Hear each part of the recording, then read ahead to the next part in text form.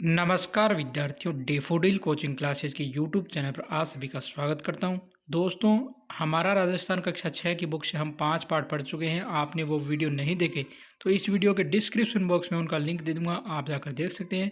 आज हम part number 6 शुरू करेंगे, जिसका नाम है राजस्थान का भौतिक स्वरूप। देखिए, पिछले अध्याय में हमने राजस्थान के राजनीतिक, प्रशासनिक स्वरूप तथा अवस्थिति का अध्ययन किया। लेकिन क्या आप जानते हैं कि राजस्थान में भौतिक प्रदेश कितने हैं? राज्य की पर्वतमाला की सबसे ऊंची चोटी कौन सी है? यहाँ की जलवायु कैसी है? आइए हम राज्य संबंधित इन सभी प्रश्नों के उत्तर इस अध्याय में समझते हैं।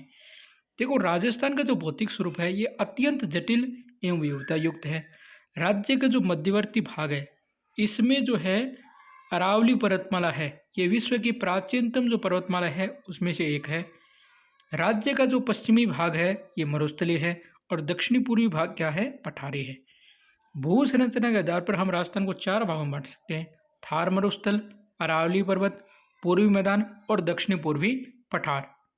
इसके अंदर देखो, सबसे पहले थार मरुस्थल भारत की पश्चिमी सीमा से लेकर मध्य राजस्थान में अरावली तक राजस्थान के पश्चिमी विशाल भाग में क्या फैला हुआ है? जो है विशाल थार का मरुस्थल स्थित है। ये राज्य के 12 जिलों में और 61% भाग पर फैला हुआ है और 40% जनसंख्या यहाँ पर निवास करती है। यह विश्व के अन्य मरुस्थल जो है उनकी तुलना में सबसे इसका ज़्यादा जनघनत्व है, पशु घनत्व है, वर्षा है, खनिज विविधता है, वनस्पति है, कृषि है, सिंचाई के साधन है, सर्वाधिक जैव विविधता के कारण इसे विश्व का सबसे धन्य मरुस्थल भी कहा जाता है। बाड़मेर, जैसलमेर, बीकानेर में स्थित रेतीली मरुस्थलीय भाग को भारतीय महामरुस्थल यानी ग्रेट इंडियन डेजर्ट कहा जाता है। इस क्षेत्र में रेतीली मिट्टी व रेत की टीले पाए जाते हैं जो हवा में अपना स्थान बदलते हैं। इन्हें बालुका स्तूप और स्थानीय भाषा में धोरे कहते हैं। थार के मरुस्थल को इसकी विशेषता के आधार पर मरुभूमि, घग्गर का मैदानी भाग, अर्ध मरुस्थलीय भाग, नागौर उच्च भूमि और अंतर प्रवाही प्रदेशों में बांटा गया है। तो ये क्या हो गया? मरुस्थल। फिर है अरावली। राजस्थान के मध्य भाग से यानी राजस्थान का जो मध्य भाग है उससे लेकर दक्षिण पश्चिम से उत्तर पूर्व दिशा में राज्य के लगभग 9% भाग पर क्या है? अरावली विस्तृत है। यह विश्व के सबसे प्राचीन पर्वतों में से एक है। ये जो है दक्षिण में गुजरात का जो खेड़बर्मा है उससे प्रारंभ होकर उत्तर में दिल्ली के रायसीना हिल तक 692 किलोमीटर विस्तृत है, यानी जहाँ पर राष्ट्रपति भवन है। अरावली पर्वतमाला राजस्थान को 2 भाग में बांटती है, पूर्वी राजस्थान और पश्चिमी राजस्थान। अरावली पर्वतमाला राजस्थान का क्या है? सबसे ऊंचा भूभाग है। इस पर्वतमाला में विभिन्न प्रकार के खनिज यानी जो खनिज संसाधन है वो प्राप्त होते हैं। अरावली पर्वतमाला मरुस्थल के पूर्व की ओर जो प्रसार है उसको रोकती है। इस पर्वतमाला में अधिकांश जो नदियां हैं उनका उद्गम स्थल इससे है। इस क्षेत्र में विभिन्न प्रकार की वनस्पति, वन्य जीव, जड़ी बूटियां पाई जाती है। अरावली पर्वत मानसून को रोककर पूर्वी और दक्षिणी राजस्थान में वर्षा भी कराता है। इन्हीं कारण अरावली को क्या कहा जाता है? राजस्थान की जीवन रेखा यानी लाइफ लाइन कहा जाता है। राजस्थान में अरावली की सबसे ऊंची चोटी कौन सी है? गुरु शिखर है, जो सिरोही के माउंट आबू में स्थित है और ऊंचाई है 1722 मीटर। ये देखिए, यहाँ पर आपको इस नक्शे में राजस्थान का जो भौतिक प्रदेश है वो दिखाया गया है। जैसे हम बात करें रेतीला शुष्क मैदान जो थार वाला है तो इसको पीले रंग से इंडिकेट किया गया है इस तरफ का। उसके बाद बात करें अर्ध शुष्क मैदान की, तो अर्ध शुष्क मैदान को ये जो है आपके लूणी बेसिन है, शेखावटी प्रदेश, बांगड़ प्रदेश, ये आपके क्या है? ये आपका है अर्ध शुष्क मैदान। अरावली पर्वत ये बीच वाला जो है ना, दक्षिणी अरावली, मध्य अरावली, उत्तरी अरावली, ये अरावली प्रदेश है। इसके बाद आपको दिखाया गया मैदान, तो मैदान को हरा दिखाया गया, हरा होता है मैदान। तो ये चंबल का मैदान, आपके माही का मैदान और ये ऊपर यहाँ पर घग्गर का मैदान। और उसके बाद में हाड़ौती का पठार, तो ये हाड़ौती का पठार है, ये देखो हाड़ौती का, और ये विंध्यन का, ये हाड़ौती का पठार है। ये चारों भौतिक प्रदेश है। तीसरी बात करें पूर्वी मैदान की, तो राजस्थान का पूर्वी मैदानी भाग यानी चंबल, बनास, बाणगंगा व उसकी सहायक नदियों द्वारा निर्मित होता है। ये गंगा के मैदान का ही प्रवाह है। ये मैदान राजस्थान के 23% भाग पर फैला हुआ है। चंबल नदी के आसपास कोटा से धौलपुर तक का क्षेत्र नाली अपरदन के कारण बहुत ज़्यादा उबड़ खाबड़ हो गए। इसे चंबल के बीहड़, डांग या उत्खात भूमि यानी टोपोग्राफी, बैडलैंड टोपोग्राफी के नाम से पुकारा जाता है। राजस्थान की सबसे उपजाऊ और सर्वाधिक जनघनत्व वाला इस क्षेत्र में राजस्थान की कितनी परसेंट? 40% जनसंख्या निवास करती है। राजस्थान के दक्षिणी भाग में बांसवाड़ा और प्रतापगढ़ जिले में माही और सहायक नदियों द्वारा कुछ मैदानी भाग जिन्हें माही के मैदान के नाम से जाना जाता है और 56 गाँवों का समूह है। ये कितने गाँव का? 56 गाँव का समूह है एवं 56 नदी नालों से निर्मित होने के कारण इस मैदान को क्या कहते हैं? 56 का मैदान कहते हैं। फिर है दक्षिणी पूर्वी पठार। राजस्थान के दक्षिणी पूर्वी भाग को प्राचीन काल में हाड़ावंशी शासकों के क्षेत्र होने के कारण हाड़ौती का पठार भी कहा जाता है और राज्य के ये लगभग जो है 7% भाग पर फैले हुए इस पठारी क्षेत्र की अधिकांश मिट्टी लावा निर्मित मध्यम काली है, जो उपजाऊ मिट्टी भी है। इसके अलावा राजस्थान के अन्य पठारों में प्रमुख है सिरोही में स्थित उड़िया का पठार, आबू का पठार, उदयपुर व राजसमंद के मध्य में स्थित है भोराट का पठार, चित्तौड़गढ़ में मैसा पठार जहाँ चित्तौड़गढ़ का किला है, चित्तौड़गढ़ और भीलवाड़ा जिले के पूर्वी भाग में उपरमाल का पठार है, उदयपुर व प्रतापगढ़ में स्थित है लसाड़िया का पठार, ये पठार है। इसके बाद दे रखा है कि राजस्थान की जलवायु व ऋतु चक्र।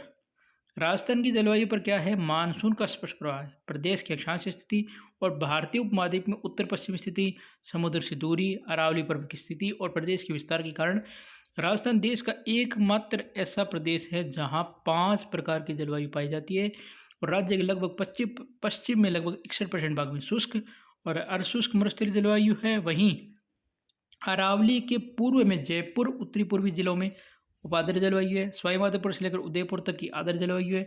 दक्षिण में बांसवाड़ा और दक्षिण पूर्व के झालावाड़ में अत्याद्र जलवायु पाई जाती है, जहाँ औसत वार्षिक वर्षा लगभग 100 सेमी है। जलवायु की औसत अवस्था के आधार पर राजस्थान भारत के अन्य प्रदेश की तुलना में बहुत ज़्यादा शुष्क है। जैसे कि आप जानते हैं कि राजस्थान में मुख्यतः कितनी ऋतुएं पाई जाती है? तो 3 ऋतुएं पाई जाती है। ग्रीष्म ऋतु जो मार्च से आपकी क्या है? जून। वर्षा ऋतु जुलाई से सितंबर और शीत ऋतु अक्टूबर से फरवरी। सबसे पहले हम बात करते हैं ग्रीष्म ऋतु की। तो देखो इस ऋतु में तापमान जो है सामान्यतः 30 से 40 डिग्री सेंटीग्रेड रहता है। पश्चिमी राजस्थान में जैसे जैसलमेर, बाड़मेर, बीकानेर, जोधपुर, गंगानगर, चूरू में तो तापमान 40 से 45, कई बार 50 भी पहुंच जाता है। थार मरुस्थल रेतला अधिक होने के कारण भारत के गर्म प्रदेशों में एक है। रेत जल्दी गर्म होती है और जल्दी ठंडी भी होती है। अतः मरुस्थल में दिन का तापमान बढ़ जाता है और रात में कम हो जाता है, इसलिए इसमें दैनिक और वार्षिक तापांतर भी अधिक होता है। ऊंचाई के कारण जो माउंट आबू है वो राजस्थान का सबसे ठंडा स्थान रहता है। राजस्थान में ग्रीष्म ऋतु में चलने वाली अत्यंत धूल भरी जो गर्म हवाएं, इनको क्या कहा जाता है? लू कहा जाता है, जिनकी स्पीड होती है 100 किलोमीटर प्रति घंटा हो जाती है। फिर आती है वर्षा ऋतु। राजस्थान की 90 से 95% वर्षा इसी ऋतु में होती है। जो मानसूनी हवाएं होती हैं जुलाई से सितंबर के मध्य आती है। अरब सागर और बंगाल की खाड़ी की दोनों शाखाओं से मानसून में यहाँ वर्षा होती है। बंगाल की खाड़ी के मानसून से राजस्थान में ज़्यादा वर्षा होती है, जो कि अधिकांशतः पूर्वी राजस्थान में होती है। अरब सागर के मानसून से अधिकांश वर्षा दक्षिणी राजस्थान में होती है और सर्वाधिक वर्षा झालावाड़ जिला प्राप्त करता है 100 में से, जिसे राजस्थान का सबसे आर्द्र जिला माना जाता है। और सबसे कम वर्षा जैसलमेर लगभग 10 सेमी। सबसे अधिक वर्षा वाला स्थान पूछे तो माउंट आबू 150 सेमी।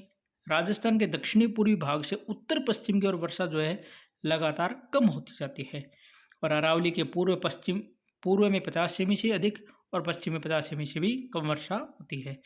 फिर बात करते हैं शीत ऋतु की। तो राजस्थान में शीत ऋतु में तापमान धीरे धीरे कम हो जाता है। पश्चिमी राजस्थान में रेत अधिक ठंडे होने के कारण तापमान 0 सेंटीग्रेड या उससे भी कम रहता है। ऊंचाई के कारण माउंट आबू में राजस्थान में सबसे अधिक ठंडा रहता है। इस समय आकाश में साफ रहता है, मंद गति से पवनें चलती हैं। उत्तर भारत से आने वाली शीत लहरों के कारण यहाँ ठंड बढ़ जाती है। भारत में शीत ऋतु में होने वाली जो वर्षा है इसको मावठ या पश्चिमी विक्षोभ कहा जाता है। ये जो चक्रवात है ये भूमध्य सागर से आकर राजस्थान से उत्तरी पश्चिमी भारत में वर्षा करते हैं। इससे वर्षा से गेहूं की फसल को लाभ मिलता है। पहले अकाल और मरुस्थलीकरण। राजस्थान में विशेषकर जो पश्चिमी राजस्थान है इसमें बार बार अकाल और सूखा पड़ता है। इसका कारण है वर्षा का सामयिक, अपर्याप्त, अनिश्चित और अनियमित होना।